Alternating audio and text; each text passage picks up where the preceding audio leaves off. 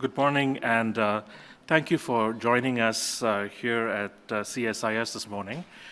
We have an audience both in the room as well as online. The program is being live streamed. My name is Sujai Shivakumar. I'm a senior fellow here at CSIS and the director of our Renewing American Innovation project. Before we begin our program, I just want to quickly share with you some building safety precautions. Overall, of course, we feel secure in our building, but as a convener, we have a duty to prepare for any eventuality. So I will serve as your responsible safety officer in this event.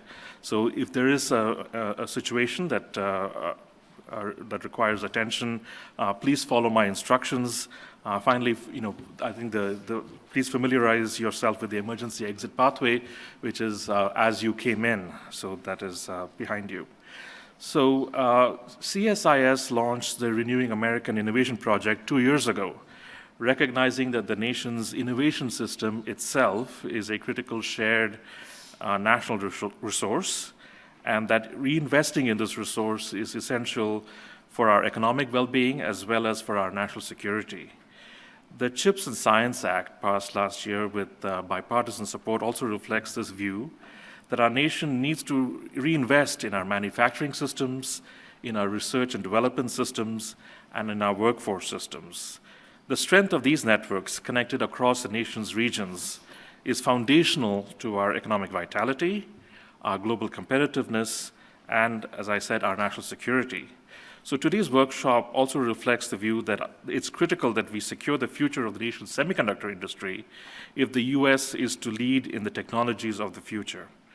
As Dr. Hamre, CSIS president, can attest, the presence of Senator Young and Senator Kelly this morning underlines these imperatives of domestic renewal as well as global leadership. So, Dr. Hamre, can I invite you to introduce our guests and to moderate this opening session of this workshop on enhancing the regional impact of CHIPS and science. Thank you so much.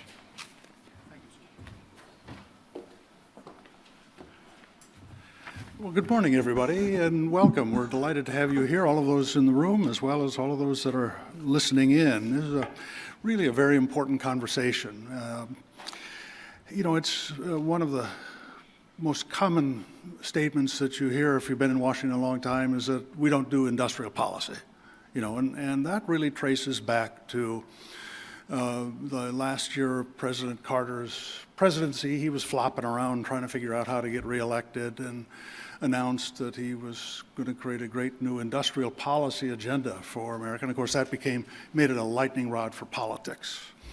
And since that time, we basically say we don't do industrial policy in the United States, but in reality, we do. Abraham Lincoln created the Transcontinental Railroad program. That was industrial policy. President Eisenhower with the interstate road system. That was industrial policy. Just not too long ago, I had to give up all of my televisions that were analog because the government said we had to go digital because we needed the bandwidth, right? I mean, we do industrial policy here.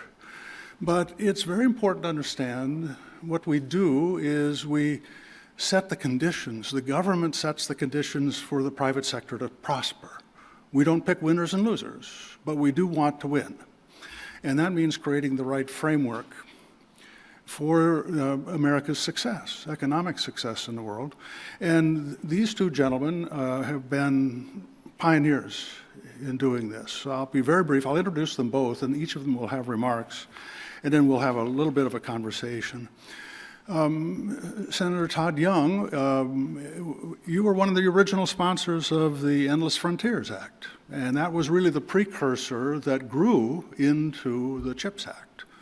And it was pioneering work, and it was bipartisan. You and I think Senator Schumer were leading the way on that very early on, saying we needed this. Now it's typical. He's dedicated his whole life to the United States, commissioned as a Marine Corps intelligence officer, I believe, and then has served in public life in the Congress, in the Senate since 2016, in the House before that. And so he understands the importance of thoughtful, wise leadership, for America, and that the government does play an important role in all of this. Senator Mark Kelly rose to be a captain in the Navy, flew 39 combat missions as a Navy aviator. Over 5,000 hours, I think, you had in various cockpits, and was a flight trainer, and then ultimately became an astronaut. And my wife, she's so happy I'm here to meet a real astronaut this morning. So she told me to really put that up high on the roster. But then he's been a champion for the intellectual foundation of American competitiveness. And it's for that reason that we have these two gentlemen with us today. I think, Senator Young, you're going to lead the way, so let me ask you to come up. Please welcome Senator Todd Young to the stage.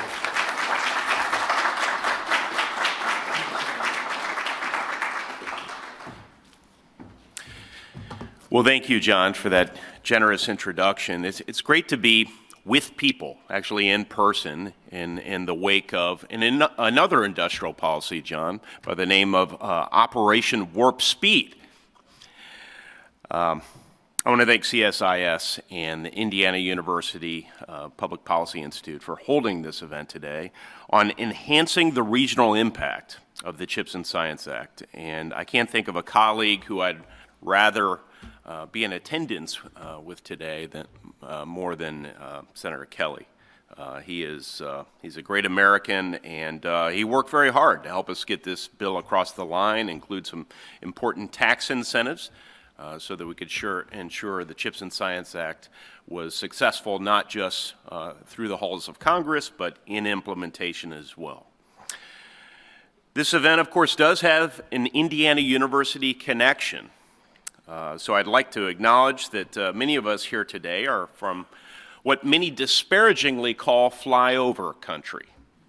We embrace the term. We lean into it back in the Hoosier State. It's a term that brings pride, regardless of why some folks may use this term. The reality is that millions of Americans live in places other than our major metropolitan areas. They live in places far away from the coasts. And yet, just 5 cities, Boston, San Diego, San Francisco, San Jose, and Seattle, experienced more than 90% of the job growth in advanced sectors like tech, computer manufacturing, biotech, and telecom between 2005 and 2017. More than 90% of the job growth in those sectors. In 2019, there were only 3 coastal states, California, Massachusetts, and New York, which were home to more than 75% of all venture-backed investments in the United States. 3 out of every 4 venture dollars go into those 3 states in 2019.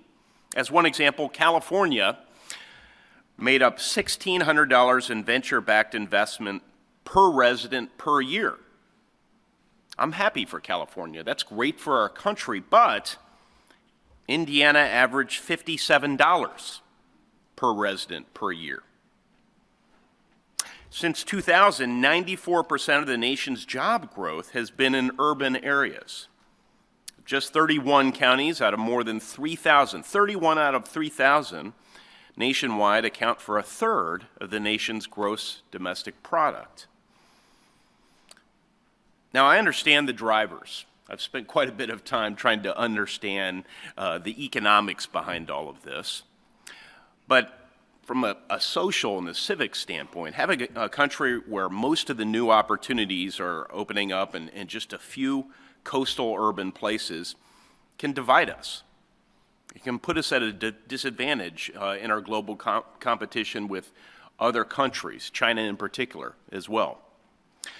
Too much of the innovation America needs is coming from too few of our citizens in too few of the great places across our country. In short, if our people must constitute a new arsenal of democracy, our stockpiles are too thinly spread, and the playing field is not level. With its capitalist communist economic system, the Chinese Communist Party is heavily subsidizing its own tech industry. CCP has invested $14 trillion in frontier technologies that will shape our modern economy and decide winners of future wars, technologies like quantum computing, robotics, and artificial intelligence. They've also made advances in hypersonic missile technology, which could allow nuclear projectiles to travel at 5 times the speed of sound while avoiding our current defense systems. China accounted for less than 4% of microchip production half a decade ago, but it's now on pace to control roughly 20% of the market by 2024. And if China produces more and more of our world supply of semiconductors, America's economy and security could be at the mercy of the CCP, especially in the event of another pandemic or, God forbid, a war. After all, 90% of the chips in our military hardware are currently made overseas. Last year, when a bipartisan coalition in Congress passed the CHIPS and Science Act, America went on the offense against the Chinese Communist Party. And the CCP knows it. In fact, they actively lobbied against the law. They knew it was bad for China. They knew it was good for the United States. That's because the CHIPS and Science Act gives our people the tools to flourish and ensures America continues its global leadership role. It's both a national security investment and an investment in our peoples and communities. A major portion of the law's funding goes toward ensuring that more Americans have the requisite skills to work in these industries of the future. One area, of course, is semiconductors, but it also includes funding for areas like hypersonic systems, artificial intelligence, and quantum computing. The CHIPS and Science Act will help connect more of our citizens to, broadly speaking, this innovation economy, not just in the semiconductor field. And as most of you know, the law is already jump-starting semiconductor production here in the United States, including in the industrial Midwest, in so-called flyover country. Looking at Indiana, for example, development of a corridor of the semiconductor industry is already underway.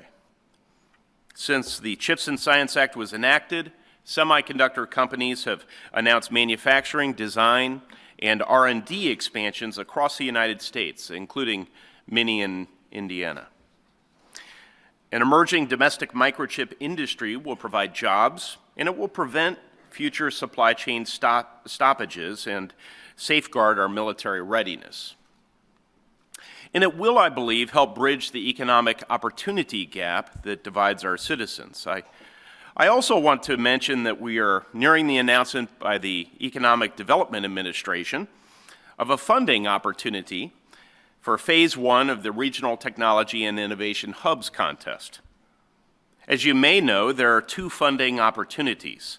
The first phase, Phase 1, will designate at least 20 tech hubs and award strategy development grants. The tech hubs designated in Phase 1 can then participate in the next phase, where the remaining money designated for the program will assist 5 hubs with implementation, with hopefully more funding from Congress to come for tech hubs in the near future. Because of this contest, all over Indiana, we've seen a pooling of resources and collaboration on strategy across both public and private sectors and academia as regions position themselves to win a tech hub designation. Given that, I remain cautiously optimistic about Indiana's prospects for landing a tech hub. Regardless of the outcome, I've been encouraged. Interest at the state and local level in the program has been tremendous.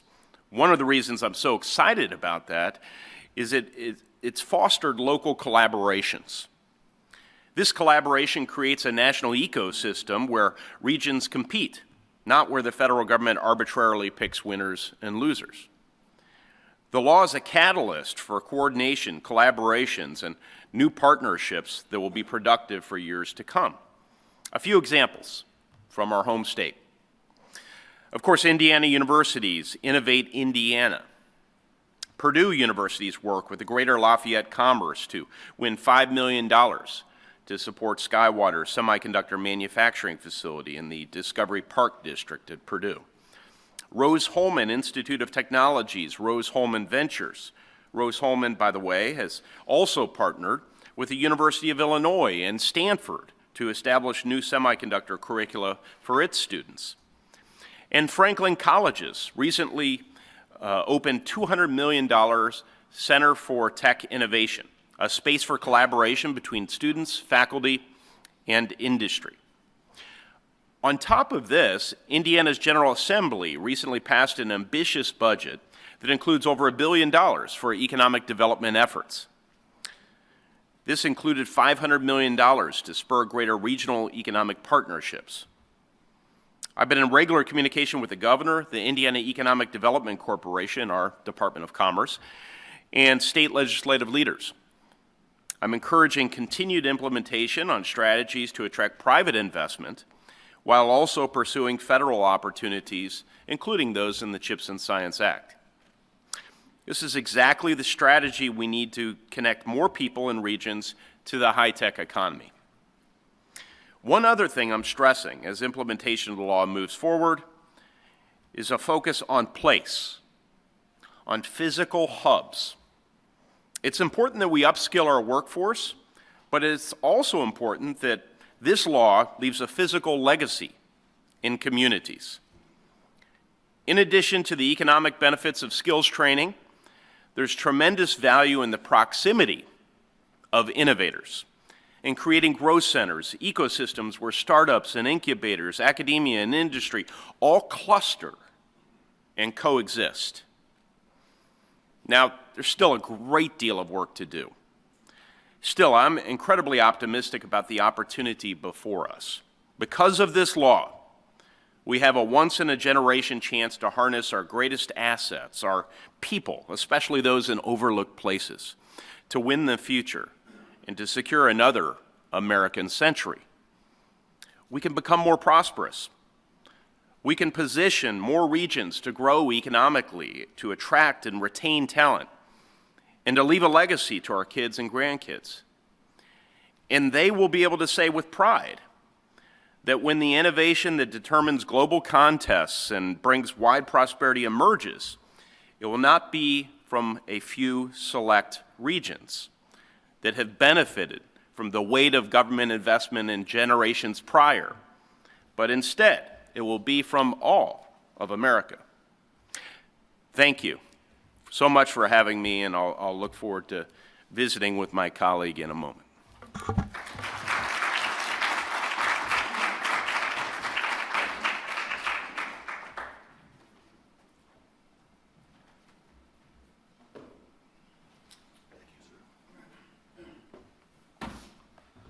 All right, good morning. Good morning, everybody.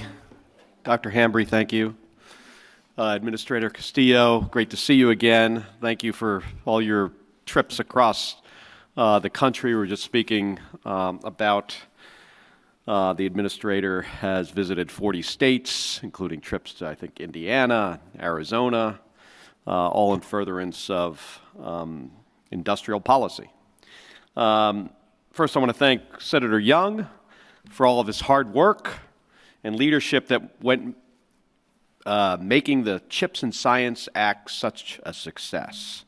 And I don't think it's an exaggeration to say that without Senator Young's initial willingness to work collaboratively on what we then called the Endless Frontiers Act, we would have never been able to build this bipartisan law that we're here to talk about today.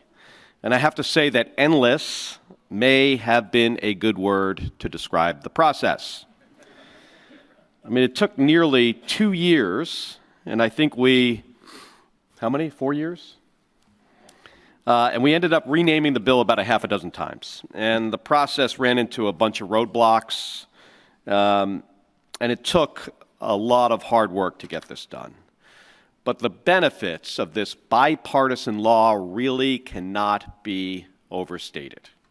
You know, microchips are in everything that has an on-off switch, from your coffee maker to your cell phone to the most advanced fighter jets and weapon systems and spacecraft.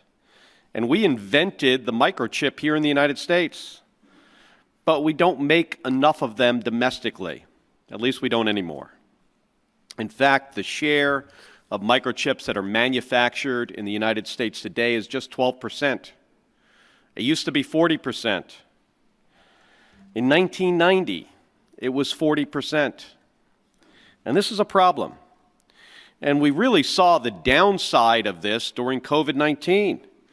During the pandemic, when lockdowns strained supply chains, we couldn't get enough microchips here in the United States. And we couldn't produce the things we need to make.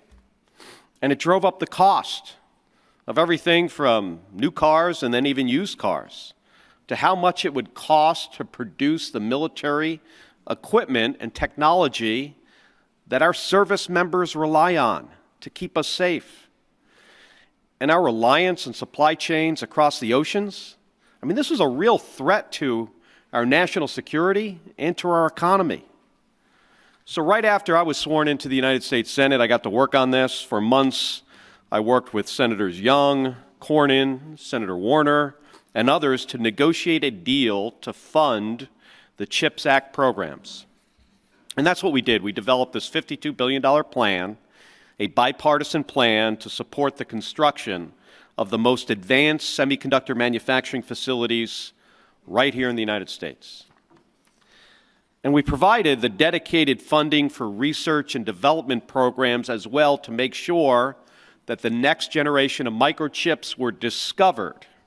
And this is an important part of this. Discovered, meaning invented, designed, tested, and then built here in the United States. And through the course of negotiating the CHIPS and Science Act, I pushed for us to go a little bit further on this, making sure that our incentive grants were both for the actual semiconductor manufacturing, but also for the tool and equipment manufacturers. Those are often left out. Because in order to bring this manufacturing back to our country, we need to boost the entire ecosystem that goes into creating microchips, not just the manufacturing of the chip itself.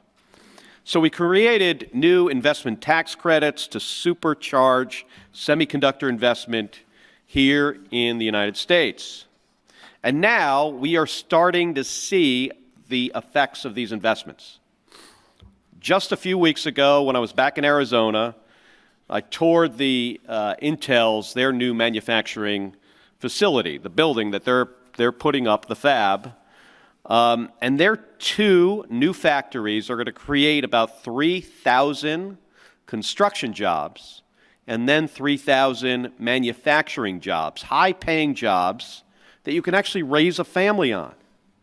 And not to mention the thousands of other jobs. The multiplier on a high-end semiconductor manufacturing job is on the order of maybe 7 to 10 additional jobs in the community to support those workers.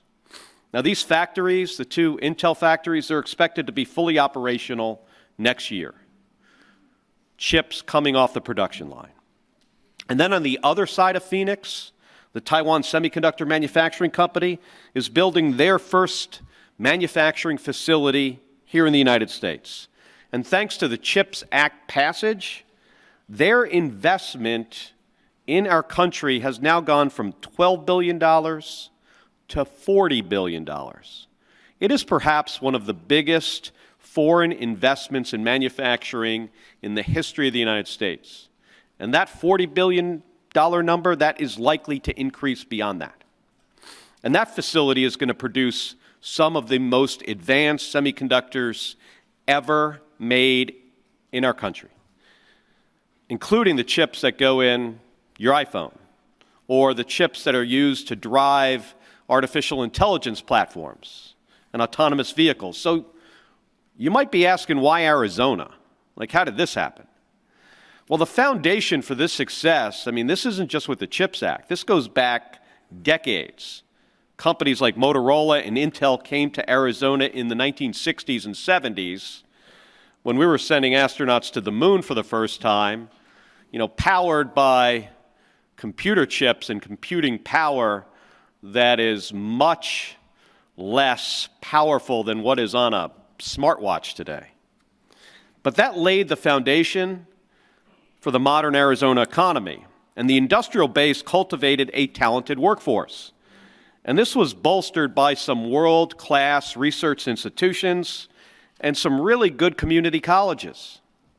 And today, that ecosystem supports defense companies like Raytheon. Raytheon Missile Systems is near where Gabby and I live in Tucson. Boeing manufactures the Apache helicopter in Arizona. Northrop Grumman, I just visited Honeywell, which makes some jet engines and, just aerospace technology for across the sector. And then we also have these future industries like First Solar, Core Power, Lucid, who makes electric vehicles in Casa Grande. And it's why we're becoming a hub for semiconductor manufacturing. We're well positioned to take advantage of these investments that are going to be transformative for our economy, not only in Arizona, but nationwide. And these investments are going to create tens of thousands of good-paying jobs that do not require a 4-year degree. Now, last year, while I was working on the CHIPS law, I met with 2 women over a Zoom call. One of them, she told me her story, which I thought was pretty incredible. This woman was out of work for over a year. She had 3 kids. She was a single mom. She could not find a job. And she's looking through her email, her spam folder. Who goes in their spam folder? I don't ever go in there. She goes in her spam folder and she sees this ad for this thing called the Quick Start program at Estrella Mountain Community College. It is a 10-day program to give her a background in semiconductor manufacturing, and it promised that at the end of the 10 days, if you complete this, you would get an interview with a semiconductor manufacturing company. So she figured, what the heck, and she called, and she got somebody on the phone, and she got into the program, she completed it. She got an interview with Intel, and now she works at Intel as a semiconductor manufacturing technician. It is a story that we will see repeated over and over again because of the CHIPS laws.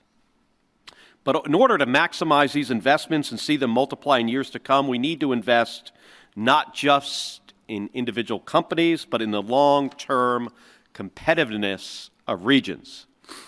And that's why the long-term programs included in the CHIPS Act, like the establishment of the National Semiconductor Technology Center or the Microelectronics Commons or the Regional Technology Hub that Senator Young talked about, these programs will help regions like Arizona, like Indiana.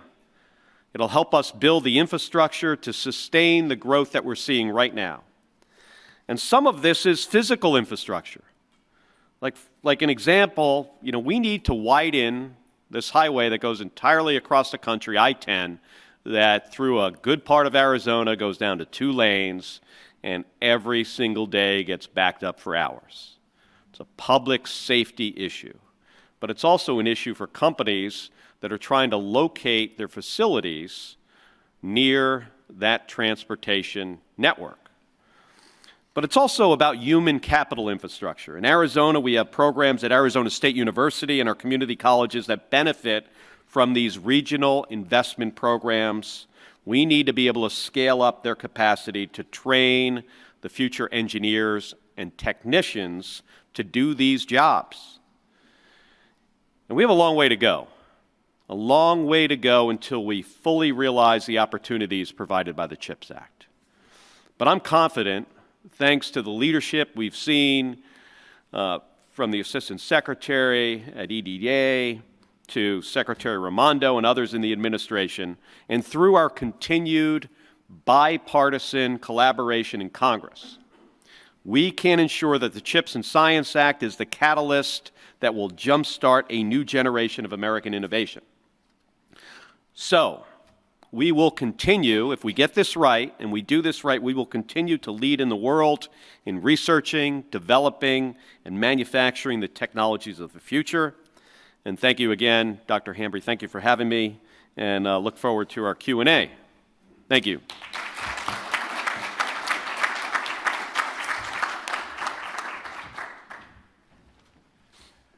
Thank you both. Really great speeches, and it shows what it is leadership makes. You've both been leaders, and we're grateful for that. Let me start by just asking, the CHIPS Act did appropriate funds for semiconductors, but there were an awful lot of other initiatives in the CHIPS Act that were really authorizations. They weren't appropriations. I used to be an authorizer, and I remember an appropriator once saying, well, you give them hunting license, I give them rabbits, okay? How are we going to get funding for the rest of the CHIPS Act? Well, it has to be a priority, bottom line, and we, of course, need our in-state stakeholders, and that should be everyone, but some are closer to this effort than others. So those who work in our research universities, those who will have a direct role in training this and next generation and hopefully beyond in the technologies of the future. Your legislators need to hear from you and be reminded of the value proposition of making these critical investments. We need to be making the case about the spillover benefits, and there are many that will be realized, the products and services which we have the disadvantage of not being able to predict exactly what they are, but we can look backward and learn from recent history. We've made critical investments in our space program, in our aerospace program, that of course led to breakthroughs in these fields. The intellectual property was used by private investors to scale up whatever findings we had. We will need to hear from associations, those in this town and well beyond. The National Association of Manufacturers, for example. We are the most manufacturing intensive state in the country. One argument I'm making is, look, we make synthetic biology investments in research through the CHIPS and Science Act. We will be increasingly drawing on that field and many others to determine the sort of things we're making in the state of Indiana. And if we are to continue to move up the value-added chain to ensure that our workers can earn better wages, even in what some call flyover country, it's going to be essential that the United States has first dibs, as it were, to those findings. So it's going to take leadership, and it will take collaboration across party lines. It's no secret that we have a Democratic president, a Democrat-controlled Senate, and a Republican-controlled House. So by definition, we have to play well with and work with one another if we want to accomplish anything of significance. I guess the last thing is, in implementation of the CHIPS and Science Act, we need to take every measure, and I believe the administration is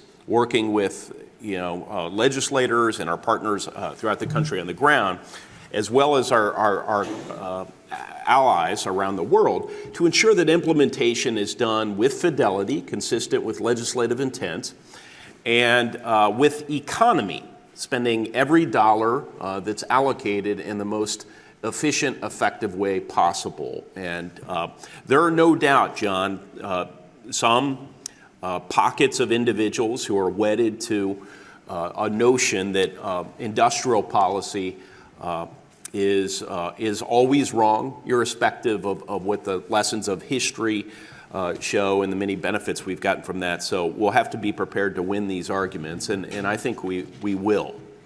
But I know Mark's committed to this effort.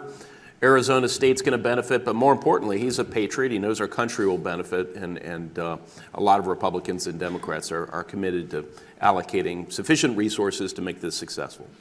It's interesting, Senator Young, Todd commented about how some feel industrial policy is not something we should be doing. That also is bipartisan, by the way. I've seen it. I remember, just being down in, some all-Senate briefings and have folks from, just on both sides of the aisle not wanting to do this. Mm-hmm. And it was not easy to convince both the Republicans and the Democrats as caucuses that this is the right thing to do. Because there are some folks that are often, for different reasons, are against taking bold, dramatic steps, but as Senator Young says, history has showed that this is it's good for our country. You're both defining what Americans desperately want in leadership in Congress, and thank you. Really grateful for that. This, our partner today, of course, is Indiana University, a powerhouse. You mentioned, Senator Young, the role that venture capital plays, but it's too narrowly focused. Yes. It's just in the hot spots, There's a partner to venture capital, which is tech transfer out of universities. The universities are these great engines of ideas, Yes. but it's very hard to get ideas from a scientist who doesn't know business into commercialization. So we have technology transfer offices in your universities. They become crucial partners, but they're kind of people don't appreciate what they do. Can you just share with us how you work with the universities to kind of encourage them to be more innovative and to create real jobs? They can be an engine for us. Yeah, before this job, a while back, I was on the board of the engineering school at the University of Arizona. And when I joined, they didn't have much of a technology transfer program at all. But NASA did. And I saw the benefit of NASA's technology transfer program that would take innovation and invention from NASA employees, patent it, and then work with industry to move these technologies to the private sector. Some universities do a fantastic job at this. I mean, the Massachusetts Institute of Technology, MIT as an example, generates an enormous amount of revenue that they can then reinvest into the university, into more innovation, into labs that create this technology, and then transfer the next thing out to the private sector. But I worked with U of A to encourage them that they've got to get better at this, and connected them, with NASA as well. And today, I mean, this is now 15 years later, they have a technology program, and it has helped Tucson, start to grow a small, right now, a small ecosystem of tech companies that are starting to develop there from stuff that's been created in the university. But every university doesn't do this. Right. It needs to be something they're focused on. It's really something you may want to consider as you augment this policy. We need to get these engines more productive, but they need help in these tech transfer offices. Well, there's a notion that universities are sort of the locuses for discovery. In a sense, that's absolutely accurate. Our best minds are often located within the university environment, and experts in their discipline and focused on pushing the frontiers of science and technology. But that's an incomplete vision. Without the benefit of the crowd, as it were, as the masses of people to suggest, to inquire, and to hypothesize about how their findings might actually be used in the world, I think you're missing a big part of the mission of the university. And Indiana University gets it. And frankly, this sort of culture, this broader understanding of the mission of the university to educate typically the young, but also we're finding those who are currently working to make these fundamental discoveries, but also to apply it, that has to be emphasized by the leadership. So President Whitten is really taken the reins here, and she's making this a priority.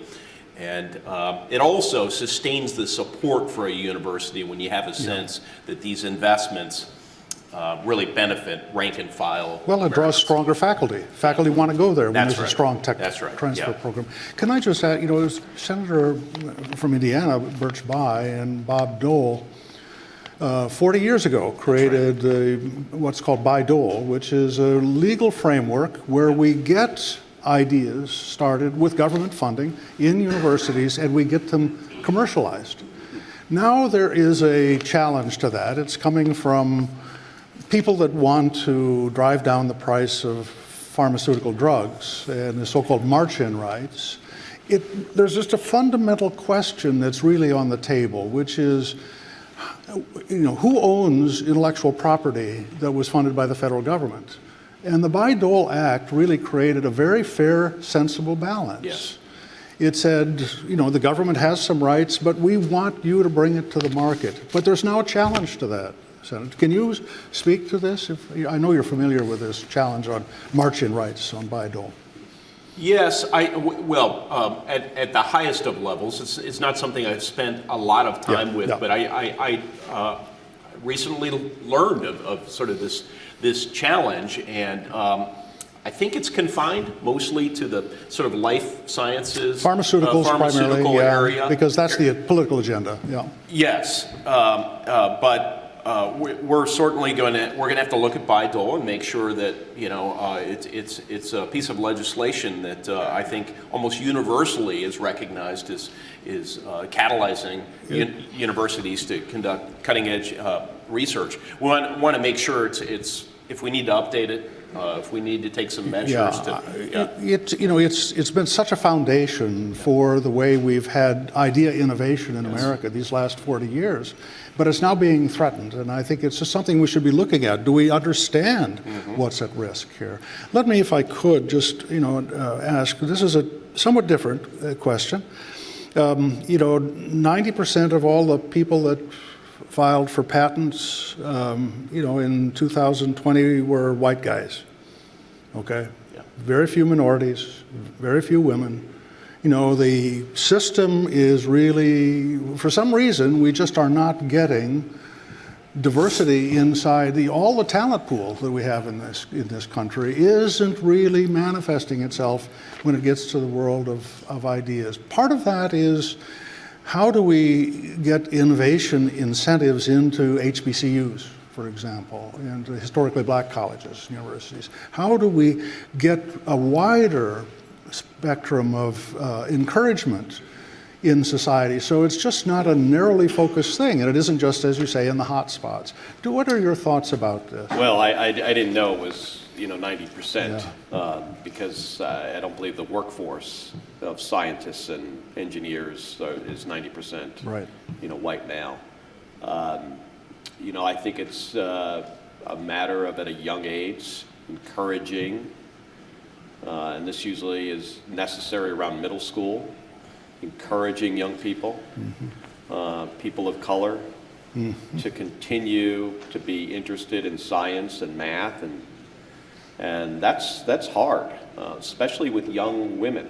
Yeah. At a certain age, young women become less interested in math and science, and it's something that's been going on for decades. Sadly, yes. Yeah. So in my former job as an astronaut, we spent a lot of time going to schools, elementary, middle schools, high schools, to encourage and get young people excited about science and math and engineering. It has some effect. It's certainly something that should be scalable, and I think it's really on all of us. It's for the folks that are successful in these careers to give back in some way, to encourage young people to do this. And it's not just it's not just in this area either. I mean, it's we've got issues with military recruiting right now. Yeah. And it's important at a young age to get folks, expose them to different opportunities. Yeah. If I could, and I know we have to let you out of here, but we've got about 5 more minutes. If I could ask, what is the prospect for providing support for these tech transfer offices? A lot of it, because it isn't just what's out there, and they have to develop an ecosystem within these tech transfer offices with venture capital firms so that they can help direct these. And I think that's going to take some infrastructure support. I mean, there was a part of the CHIPS Act which did not make it was to provide some financial support for universities to strengthen their technology transfer programs. Is that a possibility we could look at in the future? It is, and you know, fiscally sometimes austere, always responsible. States like Indiana are going to have to rethink some of the investments they make or don't make. I can make a very strong argument, and probably will be making this argument moving forward, that, listen, we need to make some critical investments in our people and our places. This is one area where, to the extent that Indiana picks this lock, as it were, and really figures out how to optimize some of these well-resourced tech transfer offices, it's going to disproportionately benefit our state, because your venture capitalists will descend on the university, you know, to visit with researchers, to identify findings that will have some commercial use, to start companies, to identify talent that can work at these companies, on, and then the flywheel effect begins. So as you indicated, I'm certainly open to making these investments from the federal level, but I'm a realist. We've asked a lot of my colleagues to step up and make these critical investments. Some of them will have to occur at the state, local, regional, what have you level. I'd say one additional point I can't resist on the previous question. You know, this is an issue of national security, which is how I've sort of addressed this whole notion of industrial policy. For me, it's an exception to the rule. I don't think we should gratuitously get in the business of industrial policies, but we have to be able to use discernment and judgment to figure out when those exceptions exist, and we've done so in this case, and we must continue to do so, and not in the slightest bit embarrassed about making exceptions to doctrine. I think instead, those who are mindlessly wedded to doctrine ought to be explaining themselves. And we need to make critical workforce investments in minorities and women. That starts with K through 12 systems, which isn't in the main a federal issue. But if we crack that nut, I'm not suggesting that all the other challenges will be solved. You need mentoring, it needs to be a priority, on and on. But I do think you'll see a lot more people choosing STEM as a field if they have an adequate preparation to succeed in those areas. Just as a footnote, you know, when we had the giant tobacco settlement, you know, and states got money, Michigan earmarked that money to create venture capital firm and tech transfer hubs.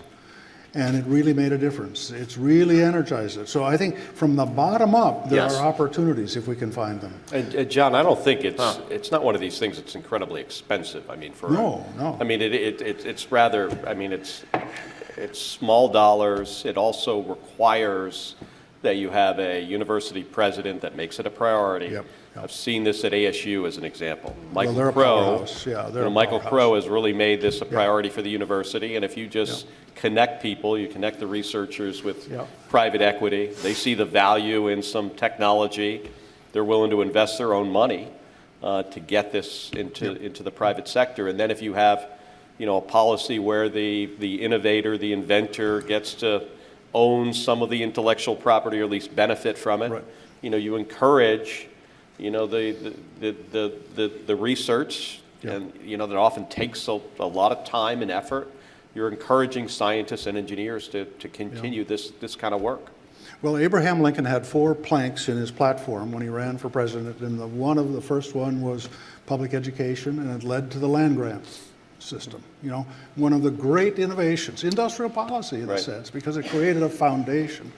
You guys are doing that now in this modern era, and let me just say any final words, because we're at the hour where I need to let you go. You've got work to do. Senator Young, first with you. Anything final that you'd like to offer? Implementation is going well on the CHIPS and Science Act. If we get this right, you will find places and spaces across the country, and Indiana is among them, where we will have the opportunity to make things that are very valuable to mankind, to our people in particular, but also leading to handsomely compensated jobs for this generation and beyond. We have an opportunity to be providers of hardware in various technology spaces. We will continue, I predict, to see the coast and conurbations be areas where you see a lot of development of software. But we have the opportunity to play our cards right to remain a manufacturing-intensive part of the country and the state of Indiana, to make valuable things and be a place that is a destination to work as opposed to inheriting one's home state and choosing to stay or leave. So I'm really excited about the possibilities. This took a lot of partnership to get here.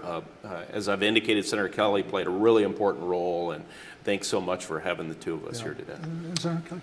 Well, this is about national security. It's about bringing down costs. It's about good paying jobs. And we've got other national security issues we're facing right now.